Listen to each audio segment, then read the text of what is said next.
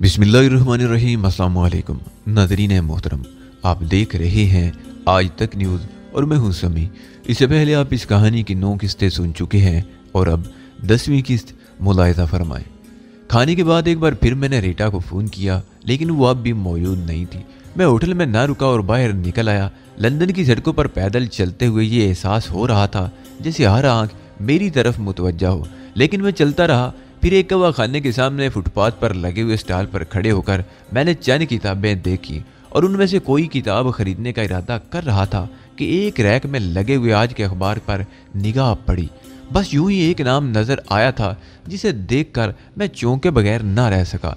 मैंने किताब रखकर जल्दी से अखबार रैक से निकाल लिया और चंद शिलिंग जेब से निकालकर काउंटर पर डाल दिए। जोशू का नाम मेरे लिए बहुत मानूस था। हालांकि ज़रूरी नहीं था कि जोशू नाम की सिर्फ एक ही शख्सियत इस कायनात में हो, लेकिन इस नाम से मुंसलिक तफसील मैंने पढ़ी तो दंग रह गया।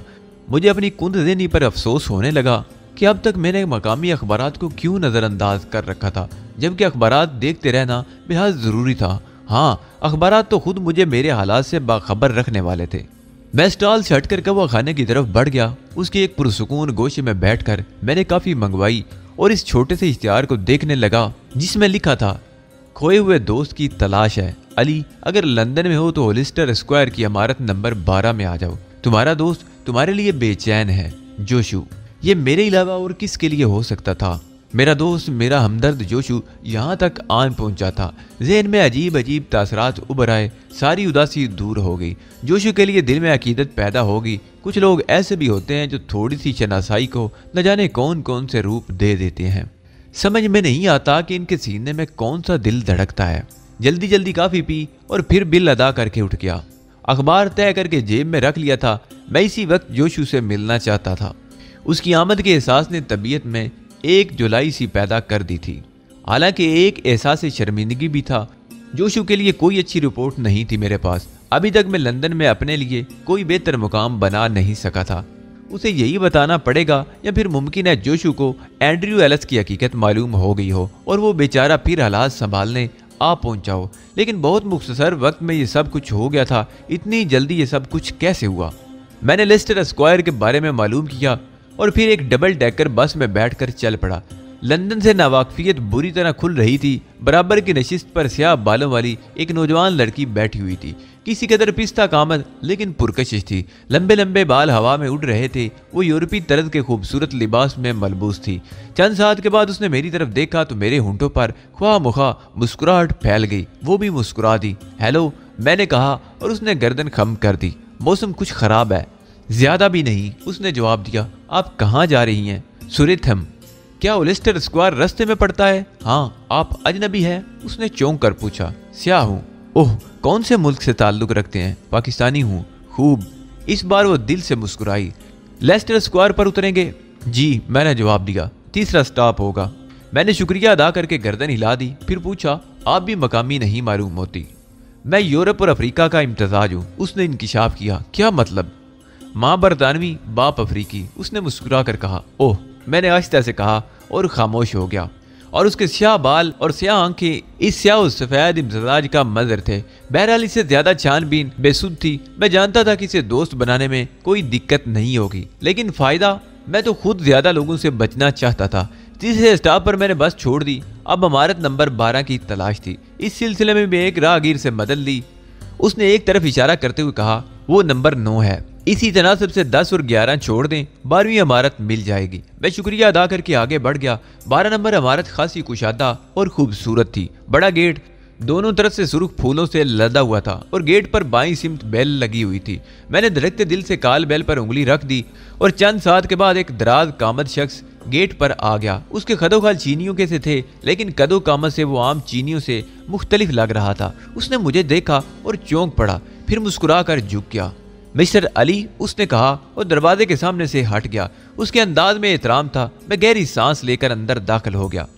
तशरीफ लाइए जनाब, मैंने आपका नाम गलत तो नहीं लिया? उसने मुस्कुराते हुए पूछा। नहीं, लेकिन मुझे ताज्जुब है। मैंने उसके साथ आगे बढ़ते हुए कहा, क्यों जनाब, आप मुझे किस तरह पहचान गए? हमारे पास आपकी तस्वीर मौजूद है। लंदन में तकरीबन 20 अफराद आपको तलाश कर रहे हैं। खूब। मिस्टर जोशू कहाँ हैं?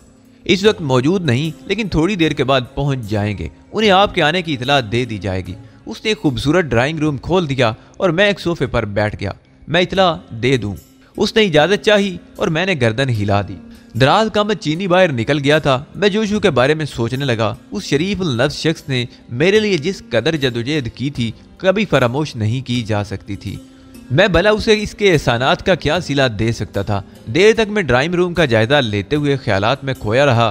फिर दरवाजे पर आहट हुई और 2 चीनी नौजवान अंदर दाखिल हो गए। उन्होंने झुककर ताज़ीम की और फिर उनमें से एक ने कहा, तशरीफ लाइए जनाब। और मैं उठ गया।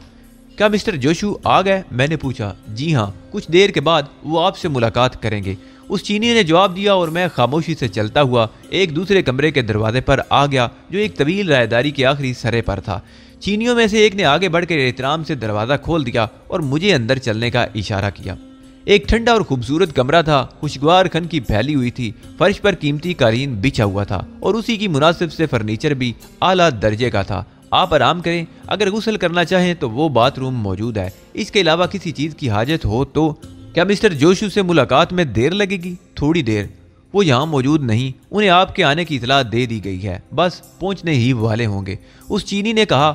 और मैं एक आरामदेह सोफे की तरफ बढ़ गया। दोनों चीनी गर्दन खम करके बाहर निकल गए। मैं खामोश बैठा रहा, लेकिन इस तरह तकरीबन आधा घंटा गुजर गया। बोरियत होने लगी थी। दरअसल मिस्टर जोशू से मुलाकात की इतनी जल्दी थी कि मुझे ये ताखीर नागवारा लगने लगी थी। फिर मैं अपनी जगह से उठकर उस खिड़की की तरफ बढ़ गया जिस पर पर्दा लहरा रहा था।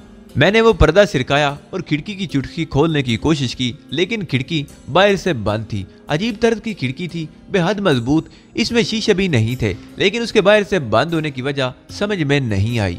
मैं खिड़की के पास से हट गया और कमरे की दूसरी चीजों को देखने लगा। गुसल खाने का दरवाजा खोलकर अंदर झांका तो खूबसूरत गुसल खाना था। फिर दरवाजे पर आ गया और उसे खोलने की कोशिश की, लेकिन दरवाजा भी बाहर से बंद था। तब पहली बार मुझे एक अजीब सा एहसास हुआ कि दरवाजा क्यों बंद है। मैंने दीवारों पर कोई ऐसा बटन तलाश किया जिसे दबाकर किसी को बुलाया जा सके, लेकिन ऐसा कोई बटन भी नजर न आया। ये क्या मामला है? मैं तो एक तरह से यहाँ कैद हो गया हूँ, लेकिन क्यों? आखिर क्यों? मैंने दरवाजा जोर जोर से बचाया और किसी के कदमों की चाप सुनने की कोशिश करने लगा, लेकिन कोई चाप सुनाई न दी। अकल से इस कदर पैदल भी न था कि इस अनोखी सूरत हाल का अंदाजा भी न कर सकता। जेब से अखबार निकाल कर इस छोटे से इश्तिहार को कई बार देखा जो जोशू की तरफ से था और मेरे लिए ही था। ये जगह भी सही थी जहां मैं आया था, लेकिन ये क्या मसला है? ये क्या हो गया? ये जोशू का कैसा इकदाम है? ज़हन मुख्तलिफ सवालों में उलझ गया। एक बार फिर दरवाजे को जोर जोर से पीटा, लेकिन कोई सुनवाई न हुई और अब मेरे ज़हन ने किसी खतरे की गिरदान शुरू कर दी थी।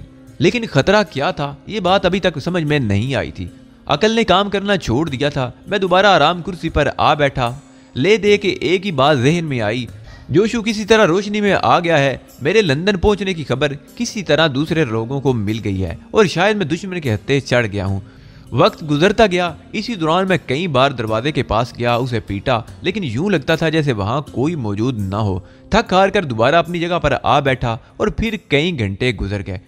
इस वक्त रात हो गई थी। जब कमरे के दरवाजे पर आहट हुई, मैं चौंक कर दरवाजे की तरफ देखने लगा, लेकिन मैंने उठने की कोशिश नहीं की थी। दरवाजा खुला और 2 आदमी अंदर घुस आए। उनके हाथों में स्टेन गन थी जिनकी नालियां मेरी तरफ उठी हुई थी। फिर एक तीसरा शख्स अंदर आया। ये वही दराज कमत चीनी था जो सबसे पहले मुझे मिला था। वो मुस्कुराता हुआ मेरे पास आ गया। दोनों स्टेन गन वाले कोनों में मुस्तैद खड़े हो गए। उठो, चीनी ने कहा। उसका लहजा करख था।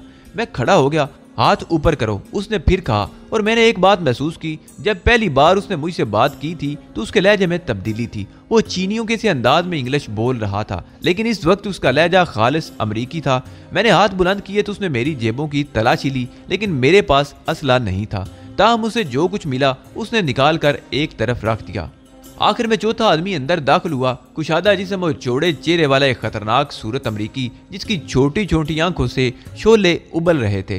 वो मुझे घूरता हुआ मेरे नजदीक आया और दफातन उसका उल्टा हाथ मेरे मुंह पर पड़ा। इस गैर मुतवक्के ज़र्ब से मैं लड़खड़ा कर सोफे पर गिर पड़ा था। कभी हैकल आदमी आगे बढ़ा और उसने मेरा गिरबान पकड़कर मुझे खड़ा कर दिया। उसकी दुखती हुई आंखें मुझ पर जमी हुई थी और बारीक होंठ भिंचे हुए थे। शोलाबार आंखें मुझे घूरती रहीं। मेरी कैफियत भी ज्यादा बेहतर नहीं थी। दिल चाह रहा था कि नरामियों का मुनासिब जवाब दूं, लेकिन खुद को इस जनून खेदी से बात रखा। जरूरी नहीं था कि हर जगह मुझे ही कामयाबी नसीब होती, दूसरे भी ज़हन रखते हैं, हाथ पांव रखते हैं। और फिर इस वक्त तो हालात ही बदले हुए थे। मैं निहायत इत्मीनान से चूहेदान में फंस गया था। अब एहसास हो रहा था कि बेशक कभी मेरी जहनी तरबियत मुकम्मल नहीं हुई। मैं कामयाबी से अमेरिकन पुलिस की आंखों में धूल झोंकर लंदन तो आ गया था, लेकिन लंदन की कैफियत भी मेरे लिए अमेरिका से मुख्तलिफ नहीं थी। अभी तक मैं कदम नहीं जमा सका था, अपने लिए कोई महफूज मकाम नहीं तलाश कर सका था। मुझे इन हालात से सबक लेकर और मोहतात हो जाना चाहिए था। हर जगह फूंक फूंक कर कदम रखना चाहिए था, मगर मैंने ऐसा नहीं किया था। जोशु के नाम पर दौड़े चले आना दानिशमंदी तो नहीं थी। जोशु अमेरिका में रहने वाला चीनी था। उसने बेशक निहायत कामयाबी से मुझे लंदन पहुंचा दिया था, लेकिन अमेरिकी पुलिस अहमक तो नहीं थी। उसका जोशु तक पहुंच जाना नामुमकिन तो नहीं था, और यही हुआ। हालात बता रहे थे कि जोशु अमेरिकी पुलिस की निगाहों में आ गया था, वरना उसके हवाले से मेरे लिए चूहेदान तैयार ना किया जाता। खादिम को ओलिव हावर्ड कहते हैं। कभी अकल शख्स ने निहायत नरम आवाज में कहा, मेरा गिरेबान अब तक उसके चौड़े हाथ के शिकंजे में दबा हुआ था। मौजूदा सिचुएशन और उसके फिदवियाना अल्फाज एक मुज़क्का खेज नोयत के हामिल थे। दफतन मेरे जहन की कैफियत भी बदल गई। आपसे मिलकर बेहद मुसर्रत हुई मिस्टर हावर्ड, मैंने खुश इखलाकी से मुस्कुराते हुए कहा। वैसे हावर्ड का नाम मेरे लिए अजनबी नहीं था। जोशु मुझे इसके बारे में बता चुका था। वो भी नस्लन यहूदी था और उसने मेरी गिरफ्तारी का बेड़ा उठाया था। अभी मजीद मुसर्रत होगी। उसने मुझे सोफे पर धक्का दिया। यकीनन यकीनन मुझे पूरी पूरी उम्मीद है, मैंने जवाब दिया, और हावर्ड घूमकर अपने साथियों की तरफ देखने लगा। इन लोगों ने इस दौरान चेहरे से मास्क उतार दिए थे और अब वो चीनियों की बजाय अमेरिकन नजर आ रहे थे। हावर्ड पीछे हटकर एक सोफे की पुश से जा टिका। उसकी सुर्ख चमकीली आंखें अब भी मुझे घूर रही थी और उसके पतले होंठों पर सफाक मुस्कुराहट थी। तब मैंने महसूस किया कि इस मनहूस यहूदी की आंखों की ये सुर्खी दायमी है। इसका ताल्लुक गुस्से से नहीं था। और तुम्हारा नाम तो किसी तारुफ का मोहताज नहीं है, क्या ख्याल है? उसने मुझसे मुखातिब होकर कहा। शुक्रिया के अलावा और क्या कह सकता हूँ, मैंने मोहतात लहजे में कहा। गालबन तुमने पूरे इसराइल को तबाह करने का अज़्म किया है, वो तंजिया लहजे में बोला। काश मिस्टर हावर्ड मैं ऐसा कर सकता। मेरे लहजे से कई शदीद तमन्नाओं का अक्स झलक रहा था। नहीं कर सकते। पूरे आलम इस्लाम की यही कैफियत है, लेकिन सब मजबूर हैं। आने वाले वक्त में ये मजबूरियां बढ़ती जाएंगी और इसराइल वसी से वसी तर होता जाएगा। जानते हो क्यों? इसलिए कि तुम्हारे दरमियान हावर्ड जैसे लोग नहीं हैं। ओह, आपसे मिलकर दोबारा खुशी हुई मिस्टर हावर्ड, मैंने मज़ह का उड़ाने वाले अंदाज में कहा, लेकिन वो मुस्कुराता रहा। तुमने एबरन हाल में हीरो बनने की कोशिश की थी, उसके बाद तुमने चंद नौजवानों की और हॉलीवुड में चंद मजहबी लोगों को कत्ल किया। अभी तक तुम्हें फलस्तीनी कदाकों का सहारा नहीं मिला। क्या बात है? मैंने कोशिश नहीं की। क्यों? हावर्ड ने पूछा। इसलिए कि मेरे दिल में यह ख्वाहिश ही पैदा नहीं हुई। क्या प्रोग्राम था तुम्हारा? हावर्ड पूछ रहा था। मैं खामोशी से पाकिस्तान निकल जाना चाहता था। मैंने कहा, हिसाब किताब किए बगैर। हावर्ड का लहजा तंजिया था। हाँ, ऐसा ही इरादा था। मैं मुस्कुरा कर बोला। क्या अमेरिकी इंतजामिया इतनी ही अहमक है? हावर्ड बोला। वास्ता नहीं पड़ा कभी इससे। मैंने गहरी सांस लेकर जवाब दिया। ओह, और वास्ता पड़ा भी तो चंद अहमक लोगों से जिन्होंने तुम्हारी सतह का गलत अंदाजा लगाया और बुलंद परवाजी से काम लिया। उन्हें चाहिए था कि तुम्हें किसी छोटे से चूहेदान में फांसने की कोशिश करते। बहरहाल सूरत हाल बदल गई है। मैं तुमसे कुछ मालूमात चाहता हूँ। मुझे यकीन है कि मेरे सवालात के दुरुस्त जवाब दोगे। कोशिश करूंगा, मैंने बेनियाजी से कहा। जोशु से तुम्हारा क्या ताल्लुक है? हावर्ड ने पूछा। कौन जोशु? मैंने सवाल किया और ओलिव हावर्ड की कैफियत एकदम बदल गई। वो बेचैनी से हाथ मलने लगा। उसके बदन में जंबश हुई जैसे किसी इज़्तिराब को दबाने की कोशिश कर रहा हो, लेकिन फौरन ही उसने खुद को संभाल लिया। तुम्हारी मौत मेरे लिए एक अहम फरीज़ा है जिसे मैं यकीनन अंजाम दूंगा, लेकिन तुम मेरे लिए ज्यादा अहमियत नहीं रखते। मैं जिस वक्त चाहूं तुम्हें किसी चिंटी की तरह मसल दूंगा। असल मसला कुछ और है। हुकूमत अमेरिका की इस पॉलिसी से मुझे शदीद इख्तिलाफ है कि उसने रियासत मुत्तहिदा में चीनियों को बड़ी मराहत दे रखी हैं। मैं उस नस्ल से दिल से नफरत रखता हूँ।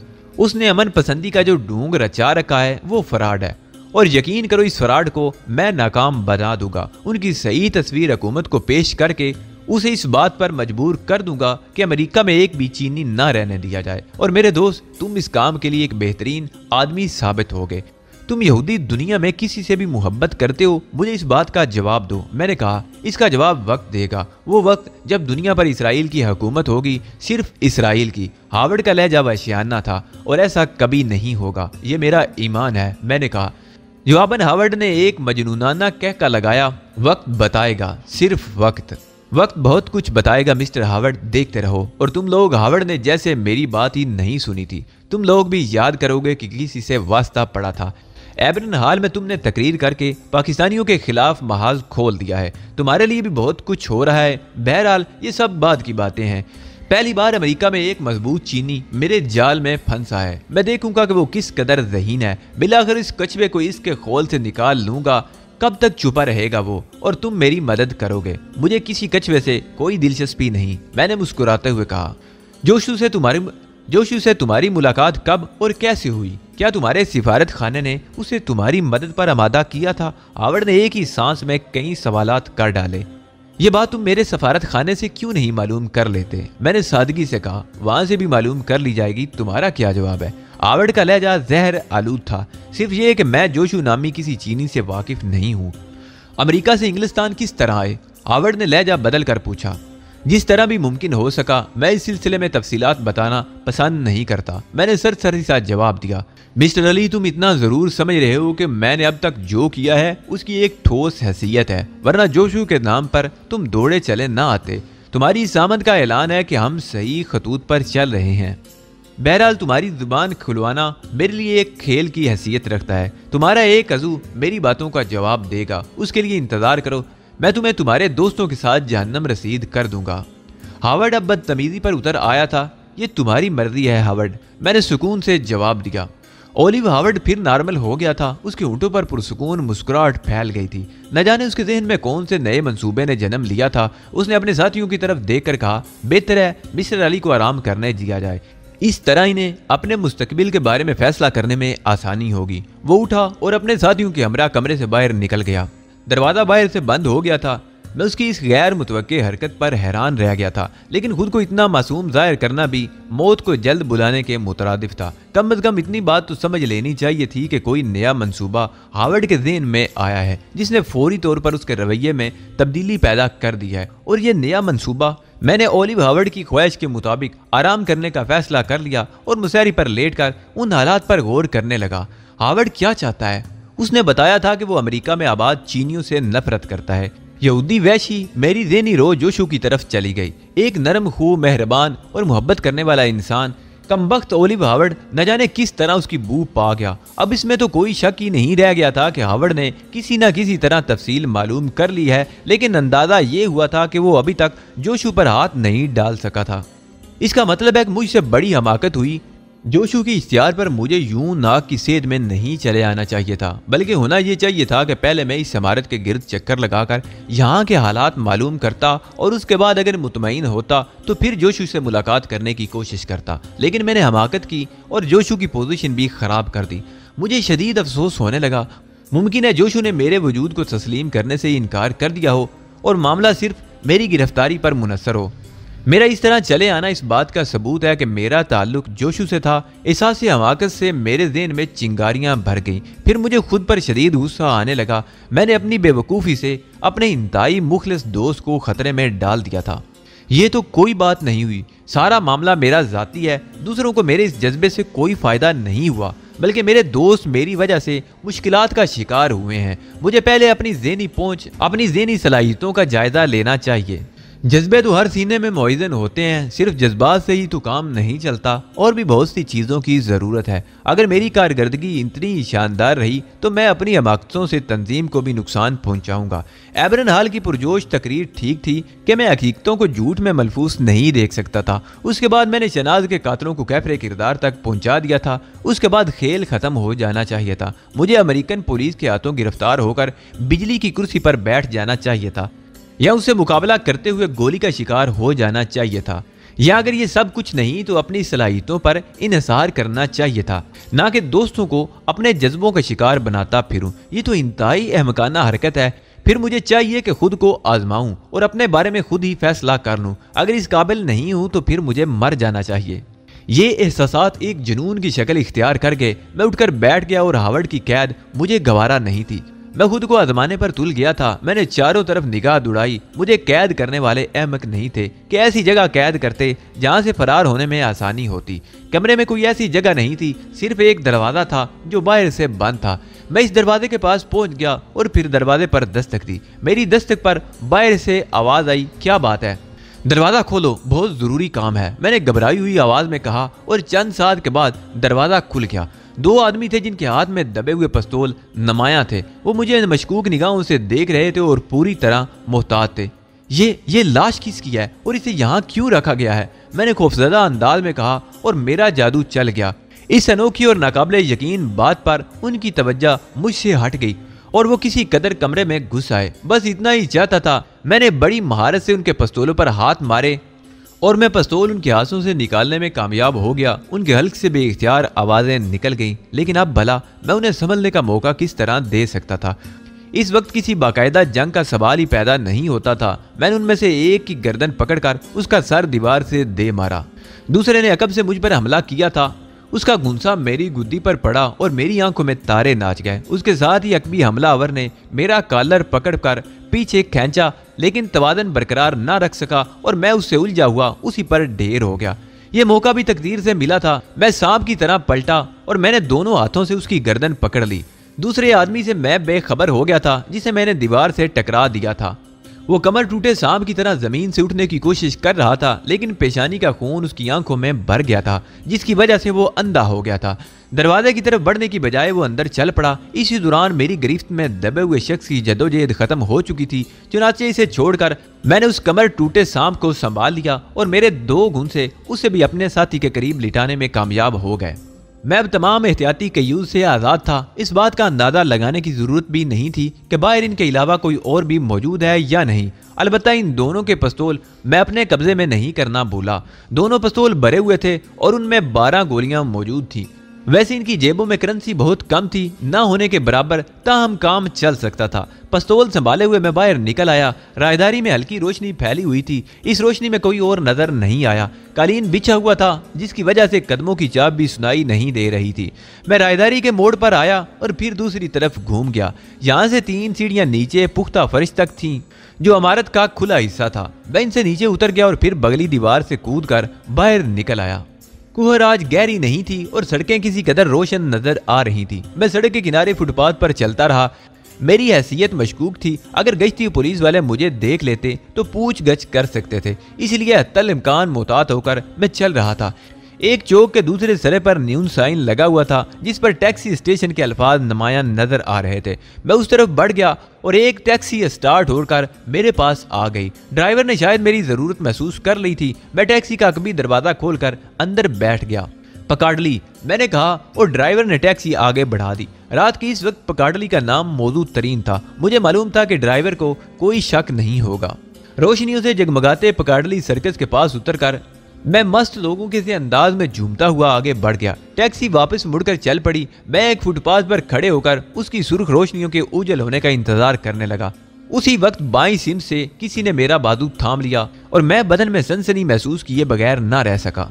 बमुश्किल तमाम मैंने घूम कर देखा, लेकिन खुशबुओं से नहाई मेकअप में मुकम्मल बसी हुई एक लड़की को देखकर मैंने गहरी सांस ली। वो लड़खड़ाते लहजे में बोली, तुम इस वक्त मेरी तलाश में हो? मैं जानती हूँ, अच्छी तरह जानती हूँ, वो बह के अंदाज में कहने लगी। मैंने एक लम्हे के लिए सोचा और फिर उसी के अंदाज में बोला, तुम्हारा ख्याल दुरुस्त है, तो आओ चलें, यहाँ बड़ा धुआं है, बड़ी घुटन है, आओ चलें। गाड़ी है तुम्हारे पास? मैंने उसके पर्स को देखकर पूछा। वो टैक्सी स्टैंड है, टैक्सी ए टैक्सी। उसने हाथ निचाकर चुटकी बजाई। शायद कोई मखसूस अंदाज था, क्योंकि फौरन ही एक टैक्सी हमारे करीब आकर रुक गई। मैंने दरवाजा खोला और लड़की अंदर बैठ गई, सो मैं भी उसके बराबर बैठ गया। मेरा अंदाजा दुरुस्त था, लड़की आउट हो चुकी थी। टैक्सी में बैठते ही उसने नशिस्तें टिक कर आंखें बंद कर ली थी और मैंने इत्मीनान से उसका पर्स उठाकर अपनी गोद में रख लिया था और फिर मेरे एक हाथ उसे खोलकर अंदरूनी चीजें टटोल रहा था। करेंसी का कहत यहाँ भी था। कागज टाइप की जो चीज महसूस हुई उसे निकालकर मैंने जेब में ठूंस लिया और पर्स वापस रख दिया। सोहू की एक सड़क पर मैंने टैक्सी रुकवा ली और लड़की को संभाले नीचे उतर गया। ड्राइवर को बिल देकर मैं लड़की को सहारा देकर आगे बढ़ गया। ज़हनी हैजान कम हो गया था और अब मैं संभल कर काम कर सकता था। चुनाचे मेरी निगाहें किसी मुनासिब जगह की तलाश में इधर उधर भटकने लगी। थोड़ी दूर एक दीप नजर आया। और मैंने उसी तरफ कदम बढ़ा दिए। लड़की लड़खड़ाती हुई मेरे साथ चल पड़ी थी। पिप के करीब पहुंचकर मैंने उसे एक कुर्सी पर बिठाया और खुद इस तरह आगे बढ़ गया जैसे किसी खास मकसद के तहत जा रहा हूँ। लड़की ने दोनों कुनियां मेज पर रखकर हाथों पर सर टिका लिया था। मैं इत्मीनान से पिप की अकबी सिमत में आया और फिर यहाँ से भी चल पड़ा। कुछ देर के बाद एक टैक्सी में बैठकर मैं लार्ड्स जा रहा था। अब मुझे यकीन था कि हावर्ड आसानी से मेरा पता नहीं लगा सकता। रात के 2:30 बजे थे। लिफ्ट बंद हो चुकी थी। मैं सीढ़ियां चढ़ता हुआ ऊपर पहुंचा और जब अपनी मंजिल पर पहुंचा तो दफादन मेरा दिल धक से रह गया। मेरे पास तो कमरे की चाबी भी नहीं थी। ये चाबी दूसरी चीजों के साथ हावर्ड के आदमियों ने निकाल ली थी। अगर नीचे ही याद आ जाता तो काउंटर से डुप्लीकेट चाबी ले लेता। मेरी निगाहें अपने कमरे की तरफ उठ गईं। एक बार फिर मेरे ज़हन को जबरदस्त झटका लगा। बैरूनी दरवाजे के नीचे से रोशनी की किरणें झांक रही थी। इसका मतलब है कि कोई अंदर मौजूद है। कौन? क्या हावर्ड और उसकी आदमी? जाहिर है उन्हें होटल की चाबी मिल गई थी, लेकिन ये मुमकिन नहीं था। वो जादूगर तो नहीं हो गए कि आन की आन में वहां पहुंच जाएं। और फिर चाबी पर ऐसा कोई निशान भी नहीं था जिससे फौरन अंदाजा हो जाए कि वो लॉर्ड्स के किस कमरे की चाबी है। वो हावर्ड या उसकी आदमी नहीं हो सकते। फिर कौन है? मैंने एक लम्हे में फैसला कर लिया। पिस्तौल निकाल कर हाथ में लिया और बिल्ली की तरह दबे कदमों दरवाजे पर पहुंच गया। और फिर एक लम्हा तामिल करने के बाद मैंने पूरी कुव्वत से दरवाजे पर ठोकर मारी और अंदर घुस गया। बरकी आतिशदान के करीब आरामदेह कोच पर एक खूबसूरत लड़की दराज थी। गहरे नीले रंग के कपड़ों में मलबूस उस लड़की को एक लम्हे के लिए मैं न पहचान सका। वो शायद सो गई थी, लेकिन दरवाजे की जोरदार आवाज से उसकी आंख खुल गई और नींद में डूबी गुलाबी आंखों से मुझे देखने लगी। फिर उसने अपनी लंबी लंबी मखरूती उंगलियों से अपने चेहरे पर आने वाले बाल संवारे और मैं गहरी सांस लेकर रह गया। अब मैं उसे पहचान गया। वो रीटा ही थी। एक लम्हे के लिए वो हक्का बक्का सी मुझे देखती रह गई। फिर उसके होंठों पर थकी थकी सी मुस्कुराहट फैल गई। हेलो मार्क, उसने बूझल आवाज में कहा। मैं सर्द लहजे में बोला, बराए करम दरवाजा बंद कर दो। वो फिर बोली और मैं चौंक कर दरवाजे की तरफ देखा, फिर उसे बंद कर दिया। मैं तकरीबन 3 घंटे से इंतजार कर रही थी। फिर मुझे नींद आ गई। तुम्हारी यहाँ मौजूदगी मेरे लिए ताज्जुब खेज है रीटा। फितरती बात है। वो उठकर बैठ गई।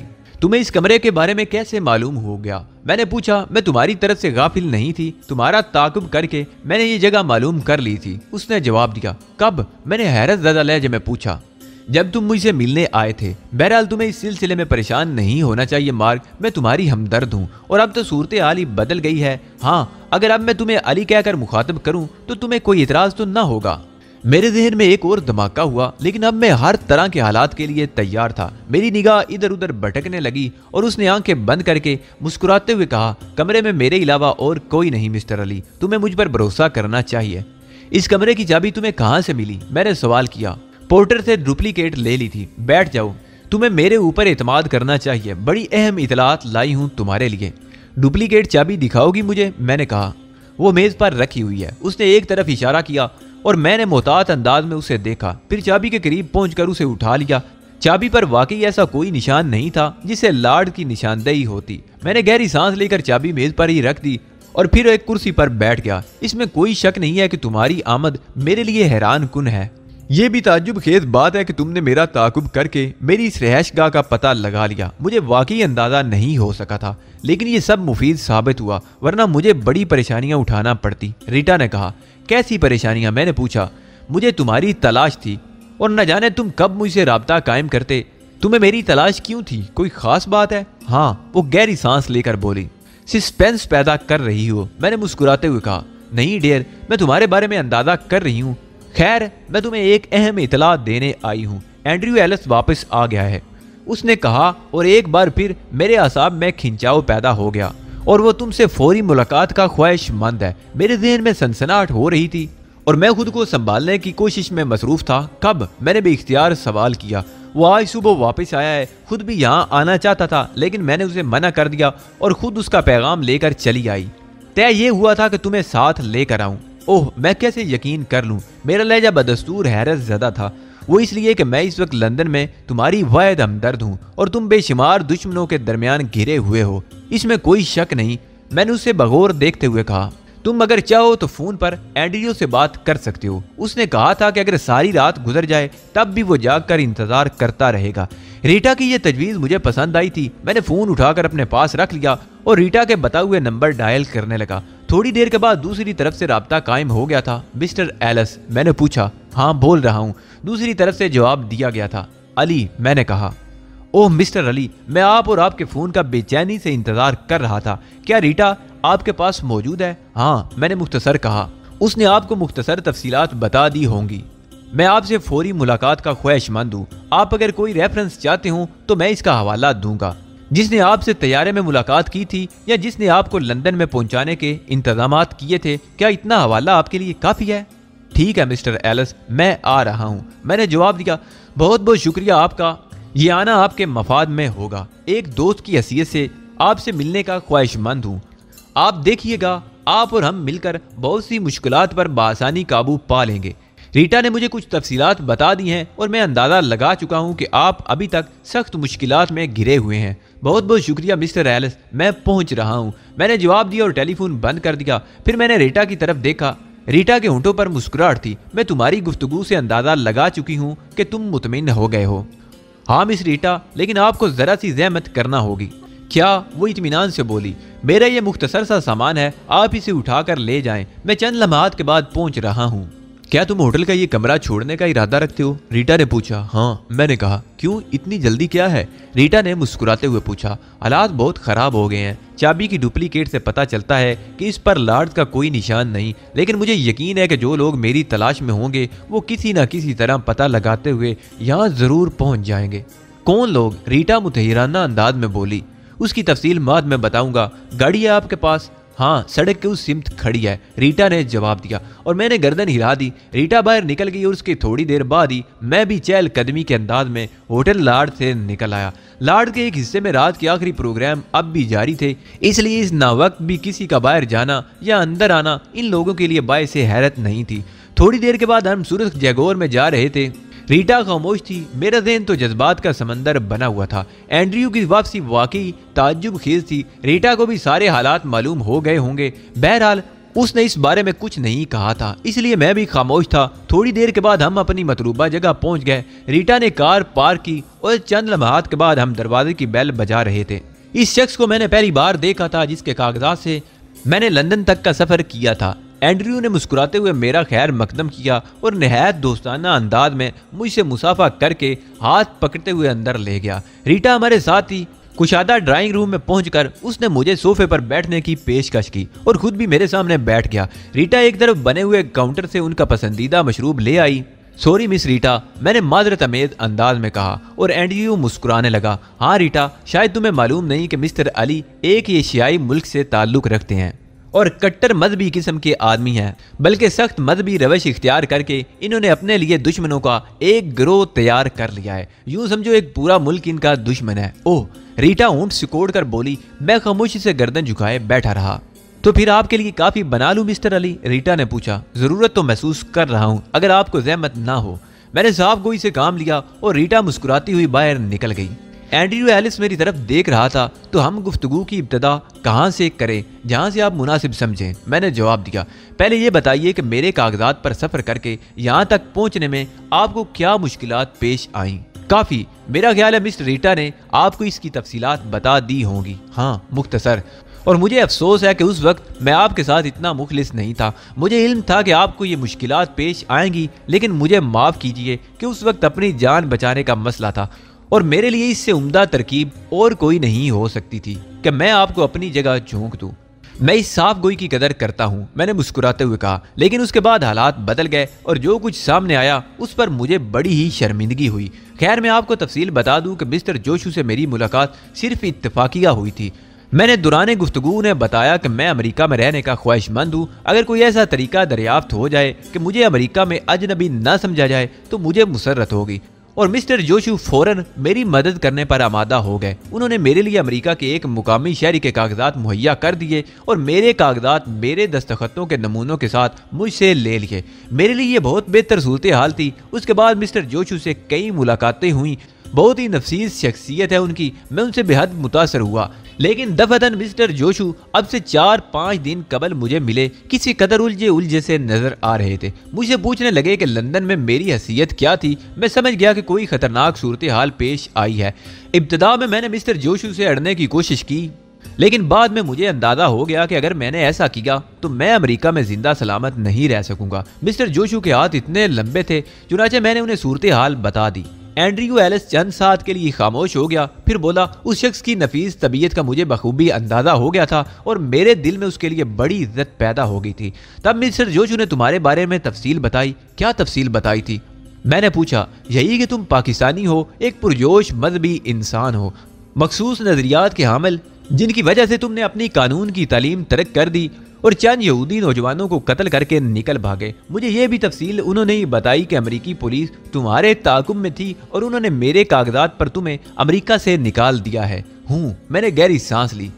बहरहाल मिस्टर जोशू ने मेरे सामने एक तजवीज़ पेश की। मिस्टर अली, मैं अपने बारे में कोई बात तुमसे पोशीदा नहीं रखना चाहता। तवील अरसे तक शराफत और दौलत को यकजा करने की कोशिश करता रहा, उसके बाद शराफत से दौलत के असूल की कोशिश तर्क कर दी और उनमें से एक चीज़ छोड़ दी, यानी शराफत। जराइम की ज़िंदगी मेरा निस्बुल ऐन है और मैं इस ज़िंदगी को जारी रखने का ख्वाहिशमंद हूँ।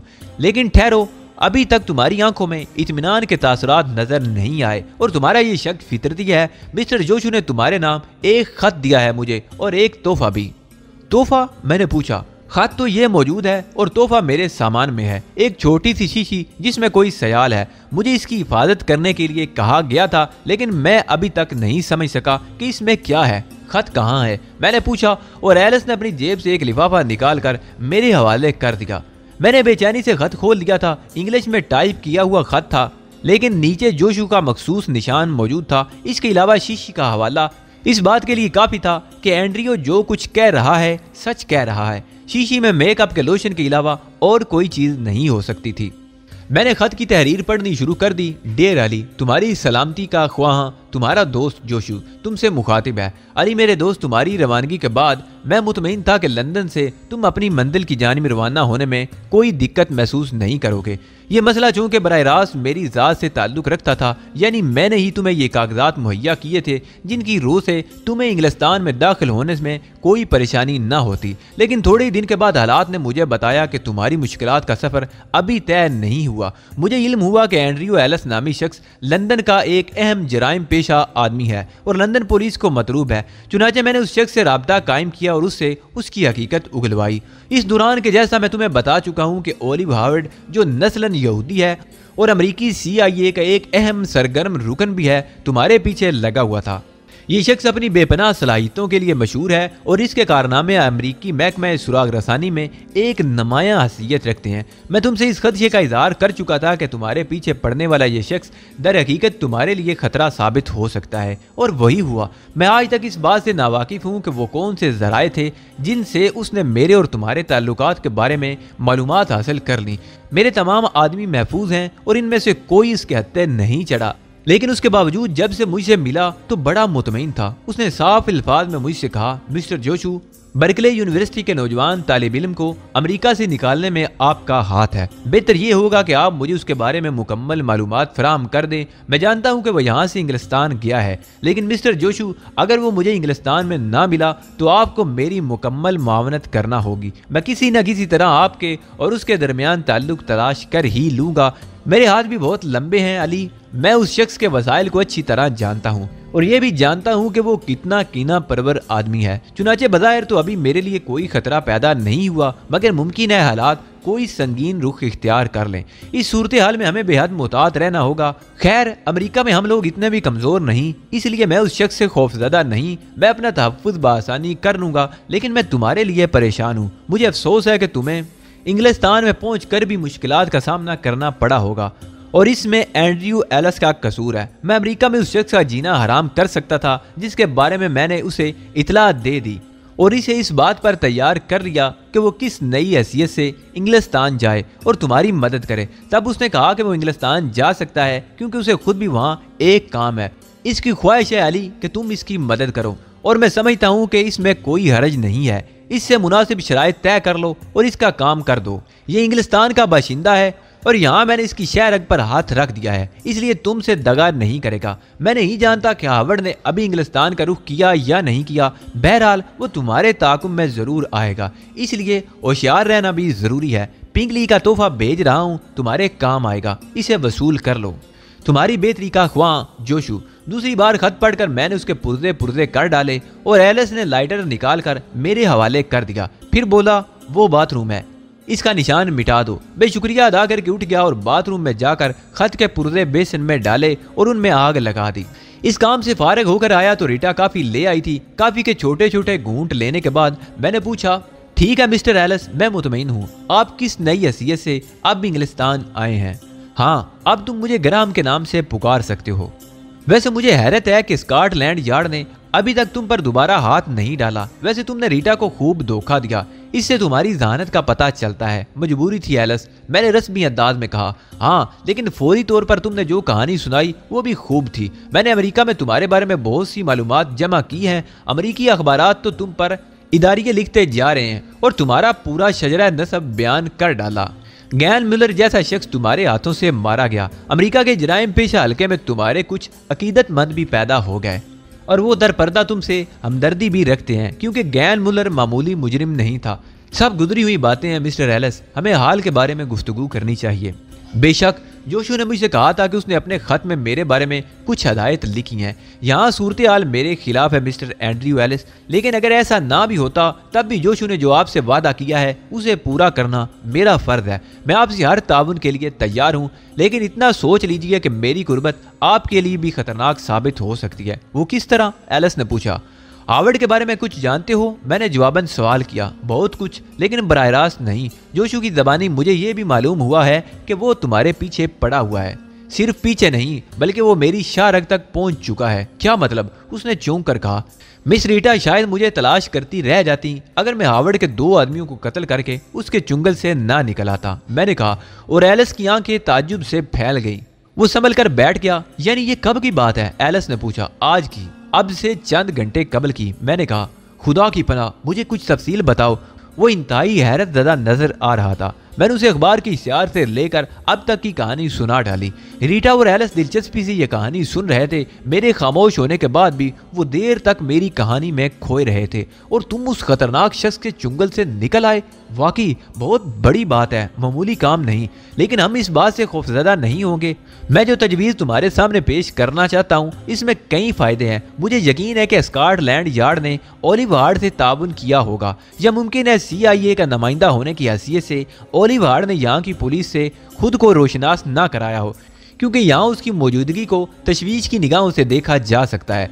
लेकिन उसके बावजूद ओलिव हार्वर्ड जैसे लोग कम अज़ कम इंग्लिस्तान में अपने बेहतर ज़राए ज़रूर रखते हैं, लेकिन इन ज़राए से वो इंग्लिस्तान की ज़ेर ज़मीन ज़िंदगी के खिलाफ कोई काम नहीं ले सकेंगे। इसलिए कि ओलिव हार्वर्ड का इससे कोई ताल्लुक नहीं होगा। मेरा ख्याल है मेरी ये तजवीज़ तुम्हारे लिए बहुत सूदमंद साबित होगी। क्या तजवीज़ है? मैंने सवाल किया। एक दिलचस्प कहानी है मिस्टर अली, जिसके लिए तफसील की ज़रूरत होगी। मैं सिर्फ ये जानना चाहता हूँ, जैसा कि आपके लिए मिस्टर जोशू ने पैगाम भेजा है, आप मेरे साथ मुकम्मल ताउन करने के लिए तैयार हैं? हाँ, यकीनन, मुझे इस पर कोई एतराज़ नहीं है, और इसकी 2 वजूह हैं, मैंने कहा। वो क्या? एंड्रयू ने पुरमसरत अंदाज में पूछा। मिस्टर एंड्रयू, आप जानते हैं कि इंग्लिस्तान मेरे लिए अजनबी है। मैं यहाँ पहली बार आया हूँ और इस कदर वसाइल और मालूमात नहीं रखता कि यहाँ की पुलिस से बासानी छुप सकूँ। इन हालात में आपका सहारा मेरे लिए खासा सूदमंद होगा। और फिर मैं मिस्टर जोशू से बेहद अकीदत रखता हूँ। उन्होंने अमेरिका में मेरे लिए जो कुछ किया, उसके बाद इस बात की कोई गुंजाइश नहीं कि अगर वो किसी सिलसिले में मुझसे कोई फरमाइश कर दें तो मैं उसे रद्द करूँ। दीगर ये कि आपके साथ जो भी काम करना पड़े मुझे, मैं करूंगा। मुमकिन है उसके जरिए मुझे कोई माली मफाद भी हासिल हो जाए। मुमकिन नहीं मिस्टर अली, यकीनन, और माली मफाद भी ऐसा वैसा नहीं। मैं आपको जो कुछ बताऊंगा उसे सुनकर आपकी आंखें ताज्जुब से फैल जाएंगी। मैं भी एक बहुत लंबा प्लान लेकर आया हूँ। जराइम की जिंदगी में अब कदम रखने के बाद अब इससे पहलू तय मुमकिन नहीं। हर चंद के रीटा मेरी इस कारकर्दगी के खिलाफ है, लेकिन मौजूदा सूरत से वो भी किसी हद तक मुतमईन हो गई है। चुनांचे अब मुझे किसी बात की परवाह नहीं। हाँ, तो मैं कह रहा था कि इससे हमें बहुत बड़ा माली मुफाद हासिल होगा और मैं निहायत ईमानदारी के साथ इसमें आपका हिस्सा अलग निकाल लूंगा। एंड्रयू ने कहा। मुझे इस बात पर यकीन है। मैं कह रहा था मिस्टर एंड्रयू कि इस माली मफाद के हुसूल के बाद मैं इंग्लिस्तान से निकल जाने की कोशिश करूंगा, और यकीनन इस सिलसिले में आप मेरी मदद करेंगे।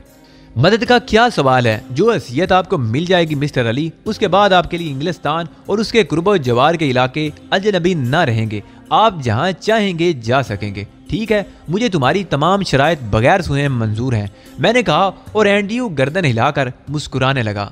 आप भी मुझे एक गैर मुखलिस इंसान नहीं पाएंगे मिस्टर अली। मैंने अमेरिका में आपके बारे में जो कुछ सुना उससे दर हकीकत में बहुत ज़्यादा मुतासर हूँ, और जिस तरह आपने मेरे ऊपर इतमाद किया है इसी तरह मैं भी आप पर इतमाद करता हूँ। आपने होटल छोड़ दिया ना? हाँ, मैंने जवाब दिया। मेरा ख्याल है फिल वक्त रीटा का ये फ्लैट महफूज है, लेकिन हमें अपने काम की इब्तदा के लिए इसी फ्लैट तक महदूद नहीं रहना होगा। मैं इस सिलसिले में अपने वसाइल से काम लूँगा और हम यहाँ से बहुत जल्द कहीं और मुंतकिल हो जाएंगे और एक नया हेडक्वार्टर बनाएंगे। ठीक है, मैंने आपसे कह दिया है कि अब मैं आपसे हर ताउन के लिए तैयार हूँ, चुनांचे अब जो कुछ आप फैसला करेंगे मुझे मंजूर होगा। Thank you very much mister Ali. आइए एक मजबूत दोस्ती का हाथ दोबारा मिलाइए। एंड्रयू ने मुसाफे के लिए अपना हाथ आगे बढ़ाया और मैंने उसका हाथ थाम लिया और रीटा के होंठों पर मुस्कुराहट फैल गई।